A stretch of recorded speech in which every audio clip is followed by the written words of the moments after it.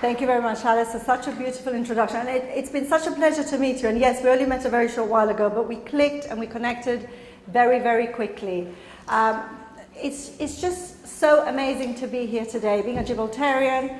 And yes, I've spoken in other countries, I've spoken internationally, but nothing, just absolutely nothing, compares to speaking here today at the Garrison Library. More so at the Garrison Library because it's a place that I'm very, very connected to as a child. Before I start, what I'd like to say is that there is a camera filming. So because I'm going to speak a little bit about the book, about myself, about my journey, but towards the end I'd like to leave time for questions. So if you have any questions, just be mindful. I'd love you to ask them. So you've come here to get something today. I want you to make sure that you get it. But make sure that this is being filmed. So be aware that what you share will be on camera, and I normally put them on YouTube. So just for you to be aware of that. So let me just start with, I guess, the best point that I can start from. When I was a child, my brother Isaac, one of my older brothers, in fact I have one of my brothers here today, Levi, and my daughter Jasmine, but one of my older brothers used to always push me to read two particular books. And those books were Watership Down and The Hobbit. I never quite understood why he was always trying to push me to read these books. And in fact, I resisted reading either of them for over 40 years. But about a year and a half ago, I decided to revisit that decision. And so I went out and I bought both of these books. And there was something about it that I felt that I wanted to connect back to. So I began to read Watership Down. And as I began to read it, I began to really enjoy the storytelling and the conversations between characters and the language, and it was just so enjoyable that it really struck me that it had been a long time since I had read a book that I really, really enjoyed. Because for years I'd been a psychotherapist, I'd been a coach, and most of the books that I was reading were based on methodologies, things to learn, things to think about. They were sort of a lot of practical sort of books with a lot of knowledge, but they weren't books that I could sit and just relax and enjoy reading. So during that time, I thought, well, actually, what if I could create a book that felt just as good as reading Watership Down, but it would be a book of personal development, so people could very effortlessly read through the chapters.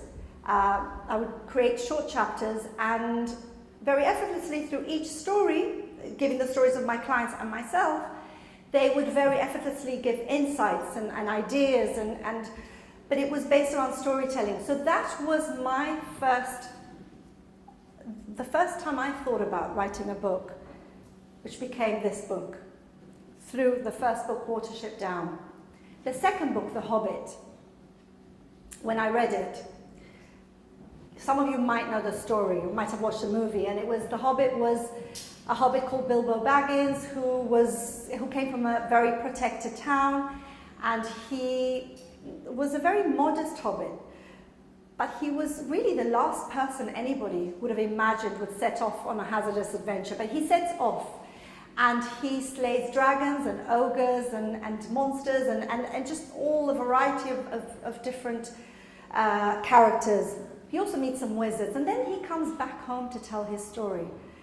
So when I read that book, alongside Watership Down, I thought, in fact, it gave me the inspiration to come back to Gibraltar after all those years that I'd left, because I left when I was 18. Over 30 years ago, I left.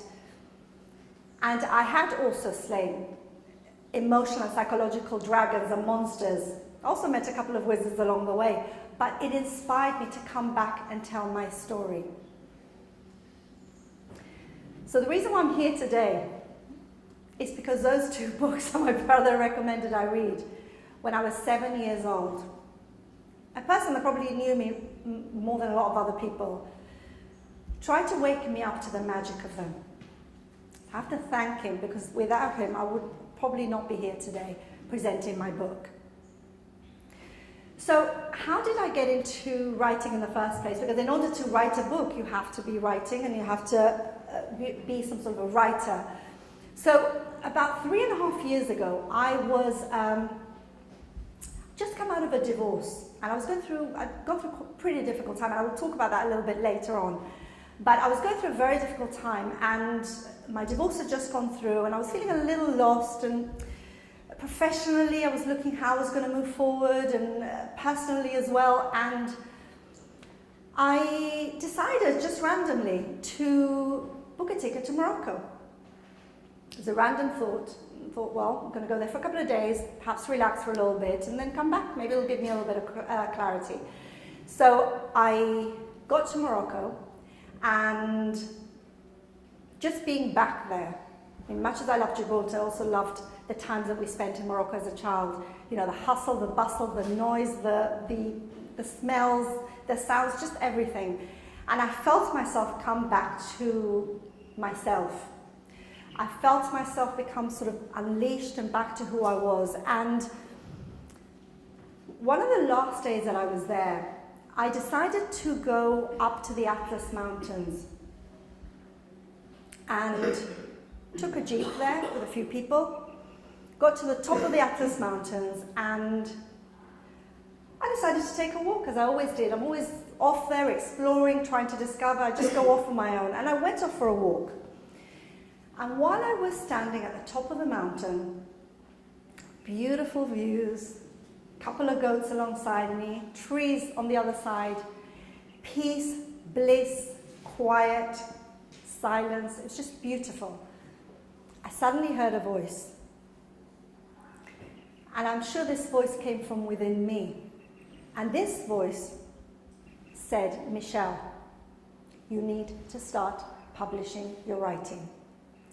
Now the voice and this request was so ridiculously random and pathetic and actually ludicrous, because although for my whole life I had been writing journals and I was always writing diaries, it was always the first thing I did, whether I was going through a difficult time in my life or whether I was going through an amazing time in my life, the first thing I did was I always wrote about it. It was the way that I gave it a voice. But I had no idea I could create a career out of it, or I could do anything with it. It was private, it was just for me. And to share it would mean being exposed. To share it would mean being open to criticism, being open to judgment. It's why many people want to write books, but they just don't, because it's absolutely petrifying. And it's why most people don't want to get up to speak, because public speaking is above death. People would rather die than public speak because of that fear of judgment and criticism. But that day up in the mountain, I was called to action. I was called to adventure. And I listened. And I could only have listened from a place of silence, which is where I heard this voice. So when I got back to London, it was like I had a different energy. My work had a different energy to it. I just felt different. I felt connected. And I just sat and I wrote my first article. And I remember how petrifying it was to actually post it. But I wrote my first article. I don't even remember what it was about. But I looked for a couple of websites online that I was interested in contributing to. I found an American website. I posted it on their website. They accepted it, and they called me. They asked me, would you like to contribute more personal development articles with us? So I said, okay, I will. So I began to write and write and write, and always about what I knew best, which was about uncertainty, personal development, going through a tough time, self-doubt, self-esteem, all those things that I had battled through my whole life. That's what I wrote about. So within 6 months, I had been nominated and become a finalist for an award as a writer and blogger. Since then, I have written over 100 articles on 5 different online publications, some of which have over 300,000 readers and subscribers. I often get messages from people from Chicago, from airports from Thailand, from Canada. I've had requests for to become a guest as a podcaster. I even had somebody from LA, from a film company in LA, asked me if I wanted to do a reality show with my daughters based on divorce, because they'd read an article online that I'd written about divorce. So these are all the opportunities that opened up to me after I took one step. I took one piece of action. And yes, it was really, really scary to do it. But the moment that my desire to make a difference became stronger, then my desire to keep nurturing this fear, the fear eventually quietened down a bit. And what happens often is, before we take the first step, we want to see the whole journey.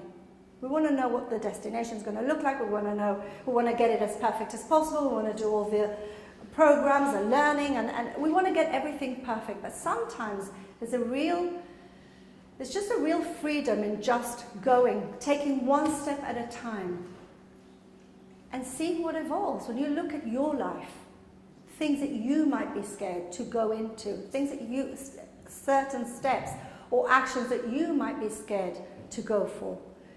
But really opening up to that moment and beginning to take the next step and the next step. And I find that it's a little bit like when we drive in the dark. I know when I'm driving the motorway, which I really don't enjoy doing, and it's really dark, all I can see in front of me is sort of the next car, maybe 2 cars ahead maximum. Can't see the whole journey, but I know that I'm going the right direction. And that's what we need to keep doing.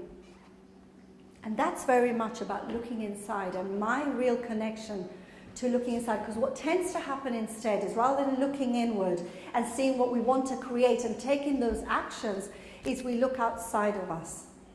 We look and see what other people are doing, what other people want us to do.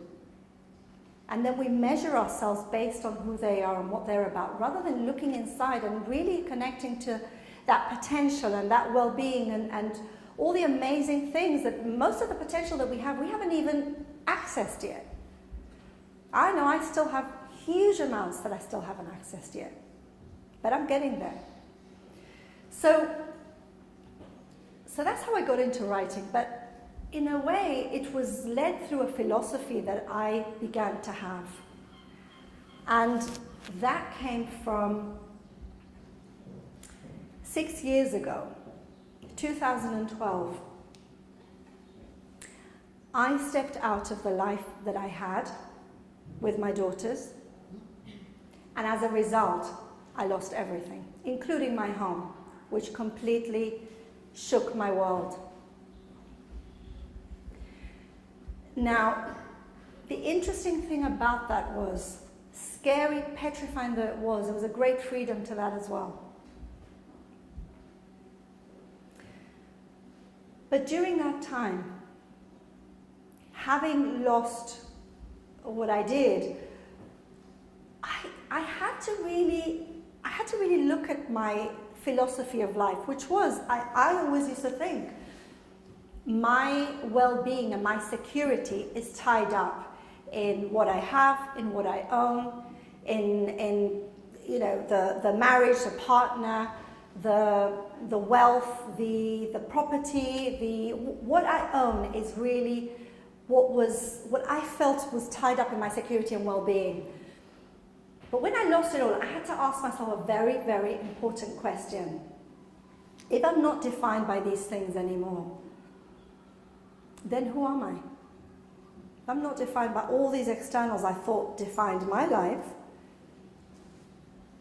then how do I rebuild from it? And who am I? Where is my security? So it was a very confusing time for me, but it was an important question for me to ask. And during that time, this question lingered on. And I always say to my clients when I work with them, and they have a big question, I always say to them, wait, because the question will be answered. You don't need to have the answer right now. What we normally do when we have a question is we want to fix it. We want to answer it straight away because we want to get back into certainty as soon as possible. So during that time, I felt very lost. And I remember, that question became answered very, very quickly afterwards. I was watching a program, and there was a really big hurricane in America, really huge, and there was a news flash, and there was this huge hurricane, and journalists had gone on the scene, and it was a scene of utter devastation. And the journalists had gone up to one particular man whose whole house had been demolished to the ground. And this journalist asked the man, "What are you going to do now?" And this man looked at the journalist and he said, "Well, I've rebuilt twice, so I'll just rebuild again. I'm resilient, I'm resourceful, I will rebuild again." And at that moment, the journalist asked him another question. "What about security? Aren't you worried about that?" And this man turned around and said to him, "Security is where I am." And in that moment, I just knew that that the answer had come to me, that the security had never been in all these externals. Of course, it's amazing to have them, but don't be defined by them, because you're so much more than that. Absolutely so much more to that. So I thought, well, if he can rebuild, if his whole life can fall apart and he can still be okay, then so can I. And if he can rebuild, then so will I. But this time I wanted to rebuild from a very, very different foundation. I wanted to rebuild from a foundation of digging deep inside, going into myself, building a really strong inner core. Because I no longer wanted to build or rebuild or recreate from looking outside and then bringing it in. I wanted to build from inside and taking it out. So as I dug deep, I began to look at how actually I have everything I need already, but for my thinking that tells me that I don't. That thinking that keeps telling you you're not good enough, you need to be more, you need this in order to be happy, all those thoughts, because actually we have about 60,000 thoughts a day, about 48 thoughts a minute. Keep going round and round and round. Even as you've been sitting here while I've been talking, you've had hundreds of thoughts, some of which you're aware of, some of which you're not aware of, going through about what you're doing later on, what you did yesterday, about me perhaps, about the person in front of you. So you are thinking all the time. So what I realized that in my life, I'd lived in two different realities, either living through the past or living through the future. So, and you might be able to relate to that, either running to one direction, always trying to sort of psychoanalyze what happened in the past, or running to the future and trying to psychoanalyze that, or trying to micromanage or overly worry about the future. But we tend to miss the present moment. And the present moment is where it's all at. Because if I hadn't been at the present moment up in the mountains, the Atlas Mountains, I would not have heard that voice. If I would have been thinking about the past or been thinking about the future, I just would not have heard it. The reason why I heard it because there was a lot of peace. So I wanted to integrate a lot of peace and tranquility into my life. I wanted to shift all that thinking. And as I did so, things began to open up for me. Things really began to open up to me. I began to push away limitations. Things that I always told myself I could or couldn't do based on my thought system. Even being able to publicly speak a few years ago would have been unthinkable for me. Being able to have any measure of success as a woman, which is what I told myself that wouldn't be possible, would have been unthinkable for me. But it's when I didn't take these thoughts seriously and push them aside that I could open up and I could have that freedom to create. And as I did so, I wanted the same for my clients. I wanted my clients to experience more of what I had. And I had been a psychotherapist for many, many years. And I'd been seeing people who were depressed, addicted, suicidal, bereaved. I mean, I was seeing an incredible amount of very complex clients. And I would work with them as if they were fragmented, as if they were broken, as if there was something wrong, as if they were dysfunctional. And I decided I just didn't want to work like that with people anymore. Just didn't want to. So I began to take those clients, closed my practice down, began to take those clients, I began to coach them instead. They began to get better much, much quicker. They didn't hang around with me for years anymore. They were happier. They were creating what they really wanted to create. And so, as time went on, and I developed, so did they, I began to take them from hopelessness to possibility. From being a victim of their life to being an ownership.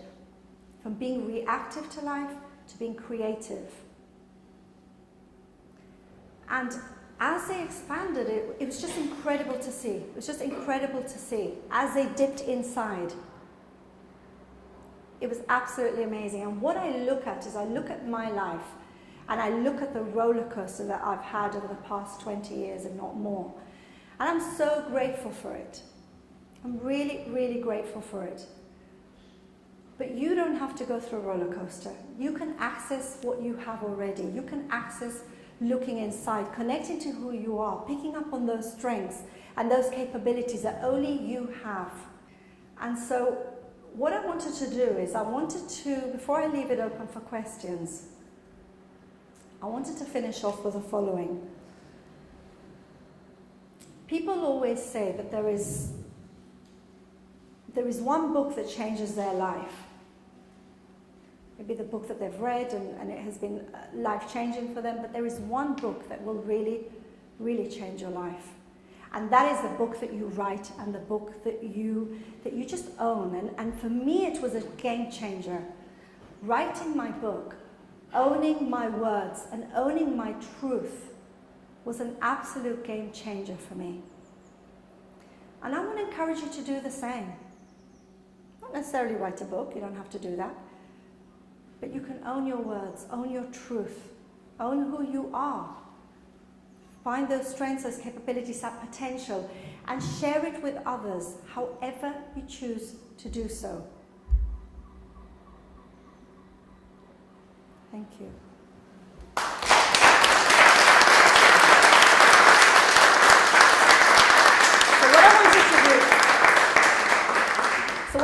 I wanted to talk for a little while, but I generally wanted to open it up for questions because most of what I enjoy when I speak, when I do public speaking, I love having questions. I love having people asking and having a conversation with the people that have come to see me. So does anybody have any questions or any thoughts or anything they'd like to ask? James, I'm going to pick on you too. I'll go for one. Thank you very much for an inspiring presentation, Michelle. And I've read your book, I think about 3/4 of the way in. I wonder whether you can just perhaps tell us a bit about what's in it in some of the paragraphs, because I was quite taken and drawn in by one of the paragraphs in particular. And correct me if I don't have it exactly right. You meet a homeless man, you buy him a coffee, and it's about spending time and engaging in a conversation with this person. And I'm just very interested in hearing a bit more about it. Because I find, since reading that I have started to perhaps, as I walk home in London, trying to have, even if it's just like, say, have a good evening, buy yourself a coffee. But, and I think I know the answer to this, but I'm going to ask you anyway, but I also find that I feel a little bit guilty because from my tube station to my house, I may come across 15 or 16 homeless people. I just feel I don't have the money or the time to stop and help everybody. Absolutely. So I just wonder, what's your thoughts? Yes, and I'm really, and thank you, James, for that question. That's a great question. I really love talking to everyone, so I tend to, I just tend to find them across London because they're everywhere. As James says, they're absolutely everywhere. I do talk about it in my book. And I talk about it in my book because one of the things that strikes me about living in London, I suppose about any big city, is that people don't seem to look like they care. So, I've had people, and I talk about it in my book, people fainting on the tubes. I had a guy sobbing on the train. People don't really care. They're sort of on their phones. That's where they're connecting. And What I try and talk about is how about connecting with a human being rather than trying to connect on your phone, which is where people are here all the time. Connect to another human being. And yes, you can't speak to everybody, but we're not here to save the world anyway. But what if you could talk to one person? What if you could make them feel more valued, more acknowledged, less ignored? Just one. So you don't have to speak to the 15, but you could say, well, maybe I'll just say hi to one. Even a hi is nice. So that's really what I talk about, is making a difference. Like, we think we have to be the next Richard Branson. We think we have to be the next Mark Zuckerberg. We don't. We really don't. We could just make those tiny little differences as we go across our life. And my book is written very much as I travel. A lot of it is as I travel on the train, on the plane, because that's where I write when I tend to be in movement. And yes, so those stories are there, the people that I meet across the way. But as you say, you can't do everything, and you're not here to save the world, but you can do one. So, does that answer your question? Thank you. Anybody else? You say you moved away more from psychotherapy into coaching. Yes. You felt you could help people more.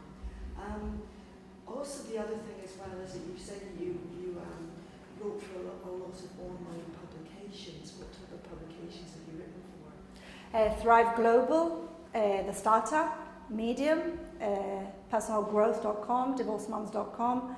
I've written some of them have issues of startups. For example, if somebody's is creating a startup, they also have issues around anxiety, fear of uncertainty, how are they going to get their next, the money issues. A lot of anxiety about that when you're starting on any startup. So I talk a lot about that uncertainty, that self-doubt. A lot of people who are doing a startup, for example, want to give up quite quickly. So let's look at self-doubt, self-esteem. So whatever publications I write for, I always write about the same thing, because I can only write about what I know, what I live, and what I love. And so I can't write about chemistry, I can't write about mathematics, it's not my area.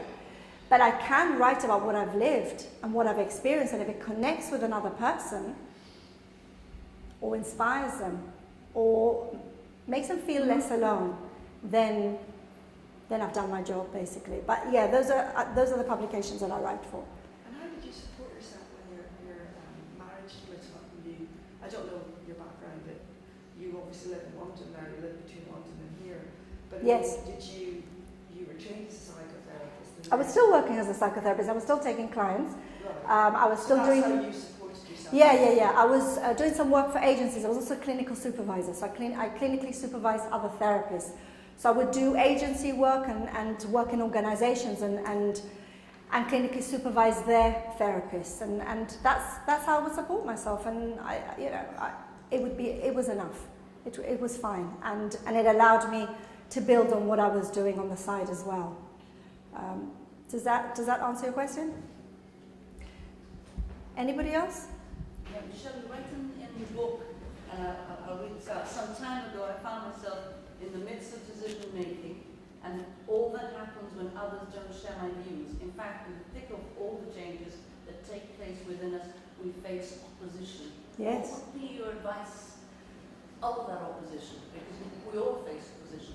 Yes, sometime. Absolutely. I think on that story I was talking about when you went away my daughter was going away around Europe, and I think it was a bit of a stretch for me to have it be okay for her to go, and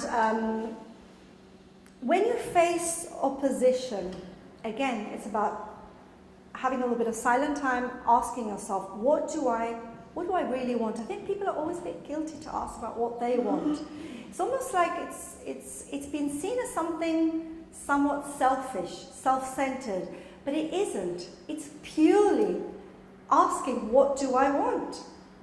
So if you want to create the life that makes you happy, a lot of people aren't happy because they are living the decisions of others, the decisions of their parents or grandparents, the decisions of a husband or wife or cousin.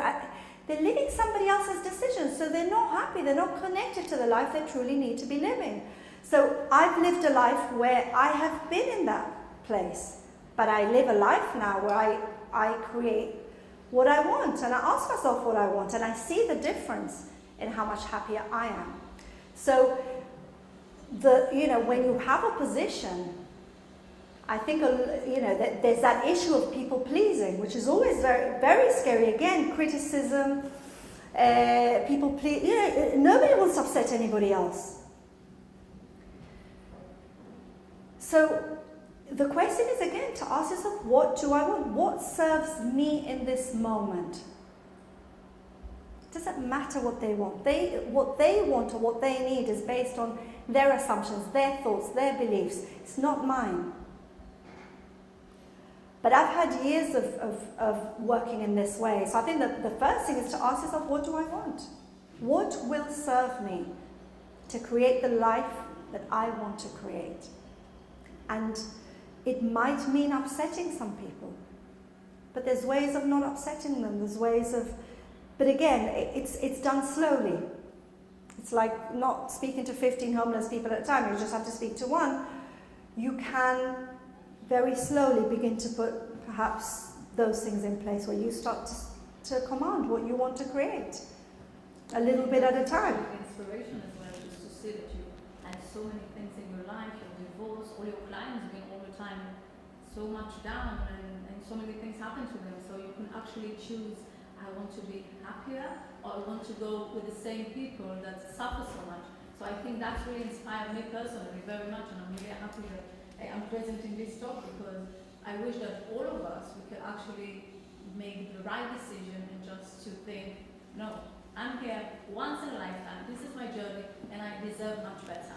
So Absolutely. I think if the world would do like you, that would be just awesome thing. Absolutely, and thank you for that, Yelit. And I think that the thing is, I coach my clients. So if I'm not living the life that I want, I'm not really modeling it for them. So I have to live what I taught. I have to. That's why I push my comfort zone. I was telling my daughter yesterday that when we went up in the cable car. Yeah, last time we went up in the cable car. I have had absolute terror about cable cars based on watching a James Bond movie over 20 years ago where the character Jules, I think it was, went above a cable car and tried to cut the cable car with his teeth. That was my thinking. So I couldn't even go on that. But during the summer, I thought, well, please, I've got to get over this fear. How can I ask my client to get over their fears if I'm not getting over mine? So I went on the cable car. Thank God I did, because then last night we went in the dark in the cable car. And you did it very seriously. So, but again, it was from a thought that I had that just had no validation whatsoever. And we often live through those thoughts in other ways until we question them. Sorry, Philip. I really enjoyed that. Great inspiration. Thank you. I'd like to ask a question in connection with, I'm trying to get my thoughts right, in connection with, personal growth and becoming, taking ownership of who you really are and not being affected by the outside and so on, and living the life that you want to live. But I find that with change, often the pendulum goes roll the other way, and we live in a world with other people. And it's that question of trying to find a balance between being who I am, but also recognizing that I'm living. Maybe you can shed some light on that. Yes, and that's a really good question. I mean, how do we do that, living with other people and other people's reactions coming to us, and how do we? So absolutely, that's a really great question, and it's not about me going off and becoming a monk and sort of just completely closing myself off from the world. I live in the world all the time, so I can still ask for what I want, but still listen to what others want. I mean, I still have my daughters who have their wants and their needs, and I have my wants too, and it's important for them to understand that their mother also is a human being, other than being a mother. Okay, Jazzy. But that they have also their wants. And so we talk about it.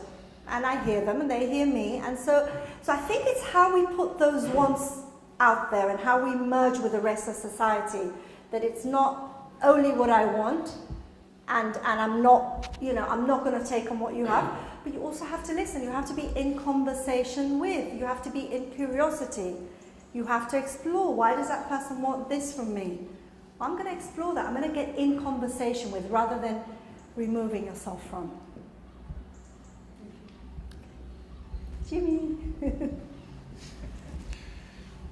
Lovely talk. Thank you. First time I ever heard you talk publicly. Thank you for coming, Jimmy. Very Absolutely. special to have you here. Absolutely. There's actually a few different angles I want to pick up on. I've been mentoring young kids for many, many years, and I believe a lot about the core. It's my first thing I always say. Without the core, you ain't going anywhere. You need to build the core. Yes. Without the core, it's like a building with no foundation. Absolutely. It won't last 2 days, or even one. And then you have the talk of you losing everything, walking out on everything. So, as sadly you know, I was widowed, Yes. which was an extremely, extremely, extremely hard journey. Nothing I wish on anyone. And now I'm going through a divorce. And somebody asked me, which is worse? My answer was getting married. Because at the end of the day, it's the attachment. That's the painful part. Yeah. Without that attachment, the pain is so different. Absolutely. And it's learning to move away. I think it's the moving away and not looking back. It's the looking back that hurts you all the time. And I saw on television a couple of days ago the fires in California. And there was this incredible guy, and he got interviewed on television, and he was asked, "You've lost it all." He was standing in front of a burnt house. "You've lost it all. How do you feel?" He says, "I feel great. Because that's material. I'm alive. My kids are alive. Yes. What do I want? I'll start again. So what? What's the big deal? It's only material things." And I think that is the lesson of what you're saying. What you're saying is, attach and detach. There's a great book I'm going to recommend to you. It's actually a religion.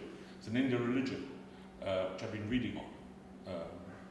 Fantastic. Fantastic. And it's all about attachment and detachment.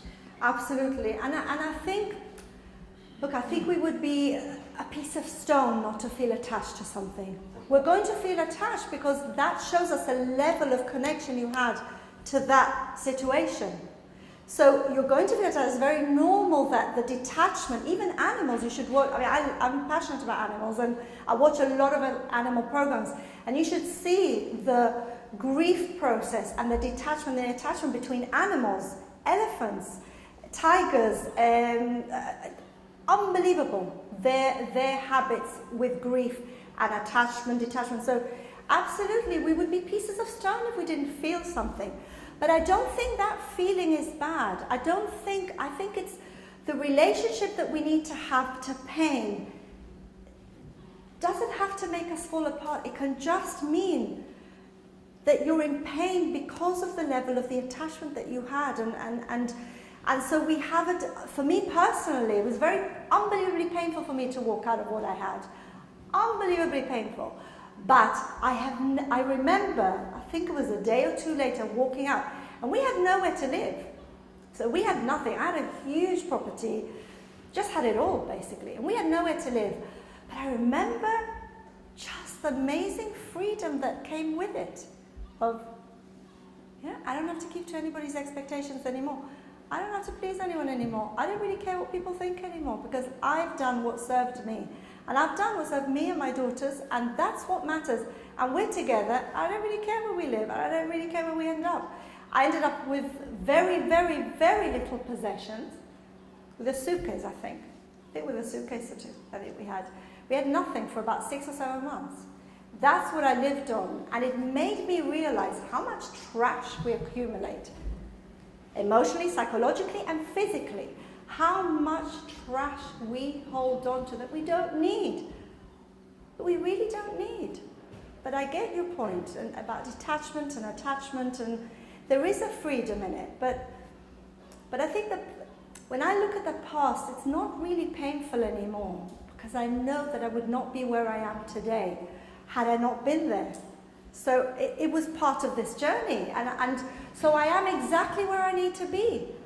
Based on my habits, behaviors, and choices that I was making at the time, of course I was going to come up with a life that I had. The life that you have is perfect for the choices you've made. It's perfect.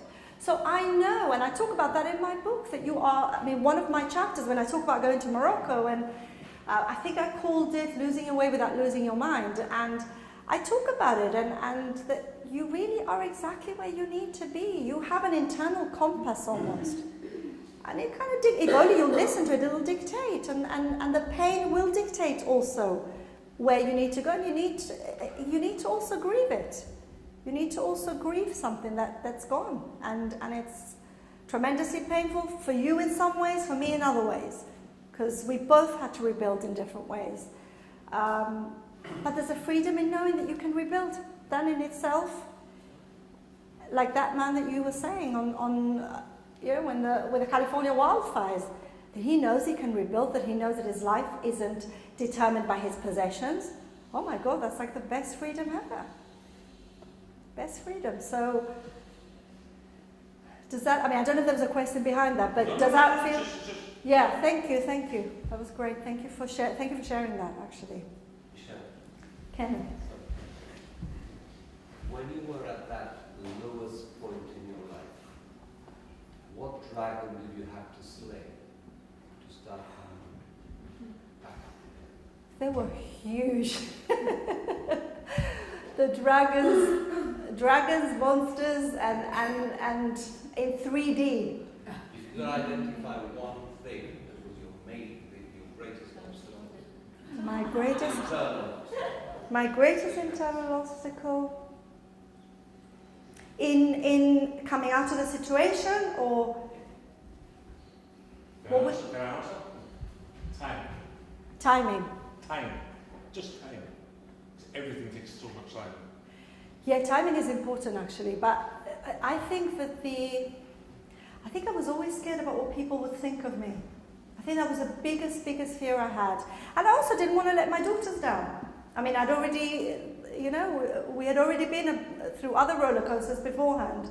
So, I mean, I brought up my kids as a single parent from the age of 3 months and 2.5 years old. So I already had that. And it was amazing to have my girls, and the most amazing thing that's happened to me. But it was, how are they going to feel about this? How am I going to get through this? And what are people going to think? But I think that, again, the same as when I started writing, that I started to think, the moment that my desire to make an impact really increased, my desire to nurture my fear came down. It was very organic. The moment that my desire for self-respect and for living the life that I wanted began to go up, my need to please others began to go down. And I saw that, and I think timing is very, very important. Actually, I think it's crucial, because for years I just couldn't do it. And it was that moment in time and there's always that split moment in time, that there's like a before and an after. That's an insight, a sight from within. It happens a before and an after. So I remember always hearing as a child, Michelle at 8 o'clock in the morning is not Michelle at 4 o'clock in the afternoon. And I never understood what it actually meant.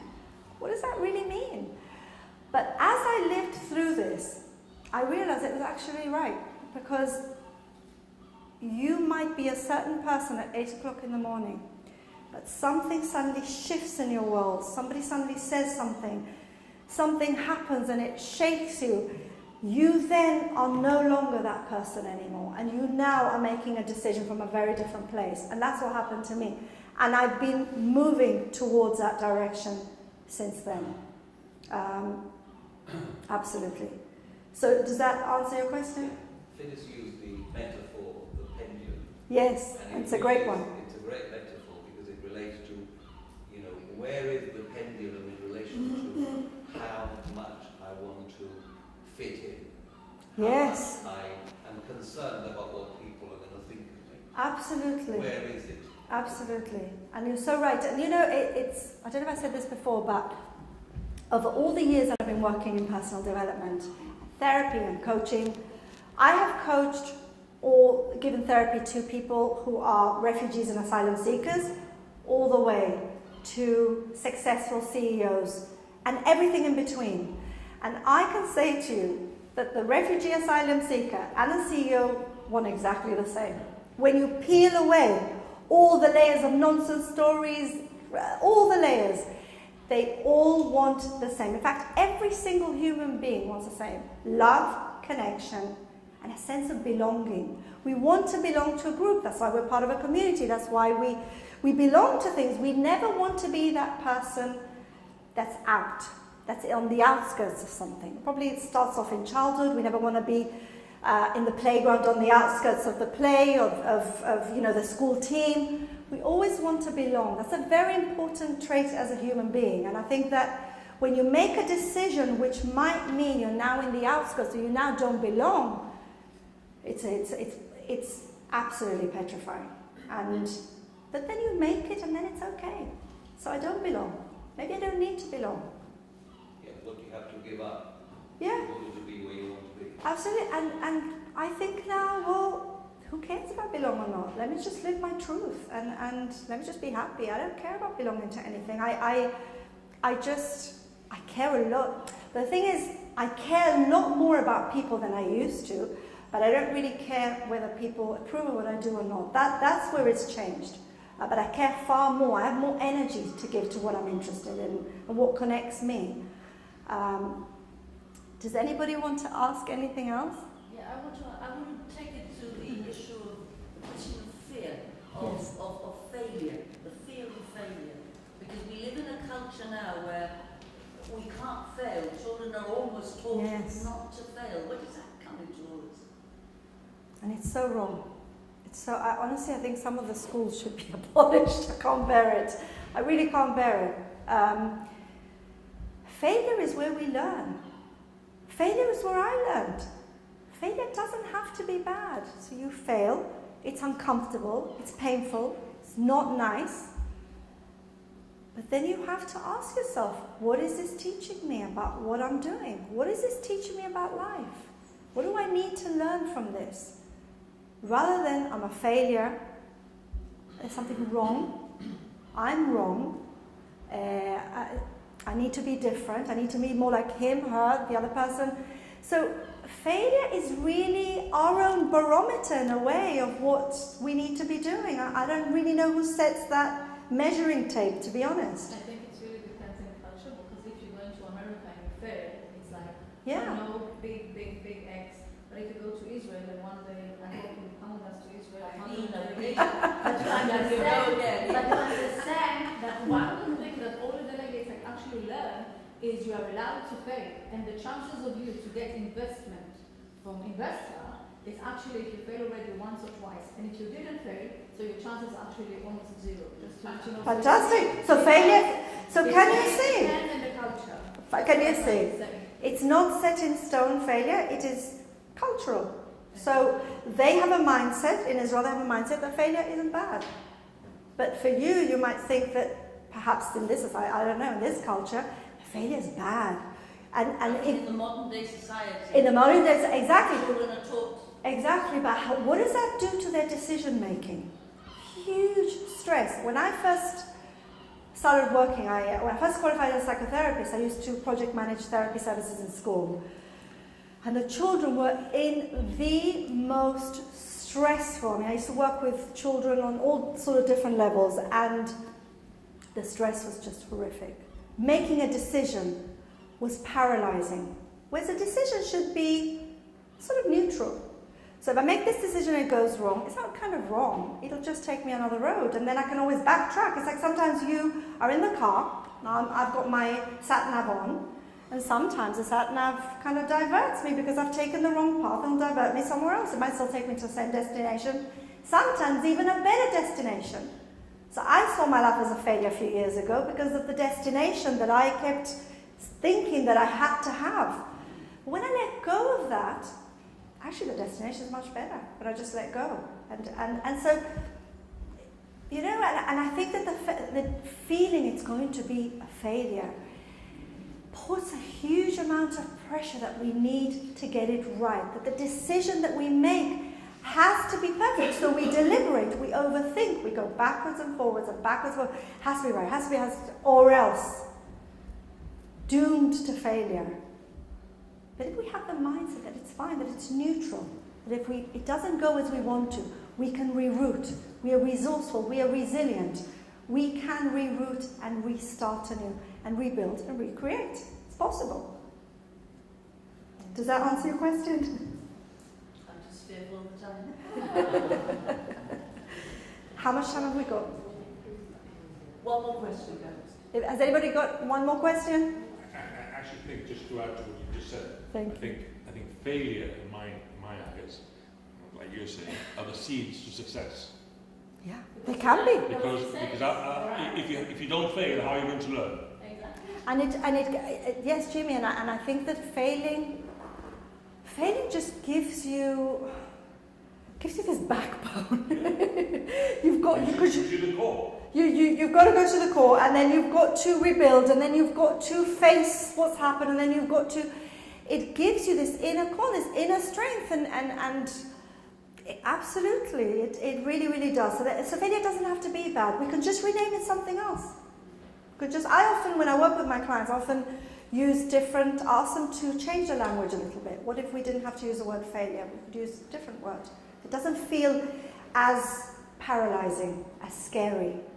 So it has a different feeling to it. But if it's not scary, so you're not going to learn from those mistakes. So that's why I prefer to leave it as a fact. For me personally, Right. I think failure is a good name for you to grow. For you personally, it works, and that's great. Some people it doesn't. Exactly. But for you, it works, and I think the culture that you come from with a mindset of, actually, it's great. It's about everything. It's a mindset that we adopt to anything that we go through. It's the flavor. It's the flavor we put to this great big soup of life. We put that flavor. So if we flavor it as failure is bad, we're going to feel paralyzed by it. If we don't, then it'll be a good tasting soup.